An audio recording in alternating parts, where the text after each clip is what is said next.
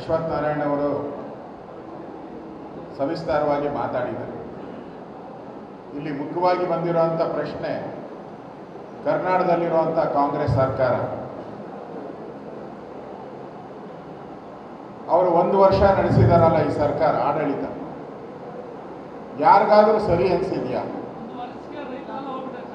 1 ವರ್ಷದಲ್ಲಿ ಸುಮಾರು 900 ಜನ ರೈತರು ಆತ್ಮಹತ್ಯೆ ಮಾಡ್ಕೊಂಡಿದ್ದಾರೆ. 900 ಜನ.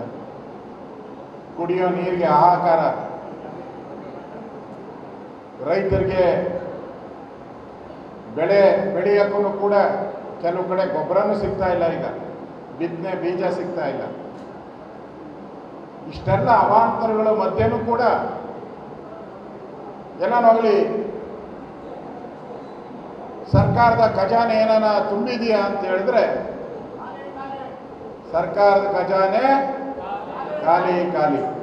ನಾನು ಹೇಳ್ತೀನಿ ಮೇಷ್ಟ್ರುಗಳಿಗೆ, ಇನ್ನು2 ತಿಂಗಳಾದ್ರೆ ಮೇಷ್ಟ್ರುಗಳಿಗೆ ಸಂಬಳ ಇಲ್ಲ. ಇನ್ನ 2 ತಿಂಗಳ ಒಳಗಡೆ ಪ್ರಭಾಕರ್ ಹುಳಿಯ ಕೇವಲ 10 ಗುಂಟೆಯಲ್ಲಿ 50 ಲಕ್ಷ ಗಳಿಸ್ತಿದ್ದಾರೆ. ನೀವು ಕೂಡ ಅವರಿಂದ ಕಲಿಬೇಕಾ? ಅವ್ರ ಜೊತೆ ವಿಡಿಯೋ ಕಾಲ್ನಲ್ಲಿ ಮಾತಾಡಬೇಕಾ? ಈಗಲೇ ಫ್ರೀಡಮ್ ಆ್ಯಪ್ ಡೌನ್ಲೋಡ್ ಮಾಡಿ.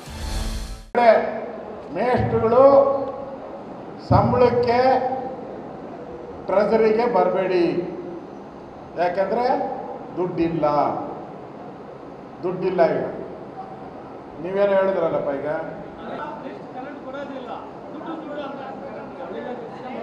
ಒಟ್ಟಾರೆ ಈ ಸರ್ಕಾರ ಪಾಪರ ಹೊಟ್ಟಿದೆ. ಕುಮಾರಣ್ಣ ಅವ್ರು ಹೇಳ್ತಾ ಇದ್ರು, ಏನ್ ಬ್ರದರ್ MP ಎಲೆಕ್ಷನ್ ಆದ್ಮೇಲೆ ಇವರು ಆ ಫ್ರೀ 2,000 ಕೊಡ್ತಾರ ಗ್ಯಾರಂಟಿ ಅಂತ ಕೇಳ್ತಾ ಇದ್ರು. ಗ್ಯಾರಂಟಿ ಅಲ್ಲ, ಗ್ಯಾರಂಟಿ ಕೊಡೋದೇ ಇಲ್ಲ. ಎಲೆಕ್ಷನ್ಗೋಸ್ಕರ ಹೇಳಿದ್ದಾರೆ. ಕೇಂದ್ರ ಸರ್ಕಾರದ ಮೇಲೆ ಒಂದು ಗೂಬೆ ಕೋತರಿಸ್ಬಿಟ್ಟು ಅದನ್ನು ಕೈ ಎತ್ತುತ್ತಾರೆ. ಯಾಕಂದ್ರೆ ದುಡ್ಡಿಲ್ಲ ಅವ್ರ ಹತ್ರ. ಈಗ ಹಾಲೆಂದು ಕೊಡ್ಬೇಕಲ್ಲ. ಈಗ ಹಳ್ಳಿಗಳ ಕಡೆ ಹಾಲು ಹಾಕಿರೋಂಥವ್ರಿಗೆ ಸೊಸೈಟಿಗಳಿಗೆ 8 ತಿಂಗಳಿಂದ ಸುಮಾರು 850 ಕೋಟಿ ಕೊಡಬೇಕು, ಕೊಟ್ಟಿಲ್ಲ. ಅಕ್ಕಿ ದುಡ್ಡು ಕೊಟ್ಟಿಲ್ಲ. ಡ್ರೈವರ್ಗಳಿಗೆ ಸಂಬಳ ಇಲ್ಲ, ಆಂಬ್ಯುಲೆನ್ಸ್ ಡ್ರೈವರ್ಗೆ ಸಂಬಳ ಇಲ್ಲ. ಸಬ್ಸಿಡಿ ಮಕ್ಕಳು ಕೊಡಬೇಕಾಯ್ತಾ, ಸಬ್ಸಿಡಿನೂ ಇಲ್ಲ. ಏನು ಕೇಳಿದ್ರು ಒಂದೇ, ಅವರು 2,000 ರೂಪಾಯಿ ಕೊಟ್ಟಿಲ್ಲನಪ್ಪ ಅಂತಾರೆ. ಸ್ಕಾಲರ್ಶಿಪ್ ಪ್ರಶ್ನೆನೇ ಇಲ್ಲ, ಅದು ಮುಚ್ಚಿಟ್ಬಿಟ್ಟು ಅವರಿಗೆ. ಈ ಪರಿಸ್ಥಿತಿ ನೀವು ಕೇಳಿ, ಇಲ್ಲಿ MLAಗಳವರೆಲ್ಲ ಕಾಂಗ್ರೆಸ್ MLA ಕೇಳಿ, ಅವ್ರ ಯೋಗ್ಯತೆಗೆ 1 ವರ್ಷದಲ್ಲಿ ಒಂದು ರಸ್ತೆಗೆ ಅನುದಾನ ತಂದವರ ಕೇಳಿ, ಒಂದು ರಸ್ತೆಗೆ, ಒಂದು ಶಾಲೆ ಎಲ್ಲನೋಗ್ಲಿ, ಒಂದು ಶಾಲೆಗೆ ನಾನು ಅನುದಾನ ತಂದವರ ಕೇಳಿ, ಒಂದು ಆಸ್ಪತ್ರೆಗೆ ಅನುದಾನ ತಂದವರ ಕೇಳಿ.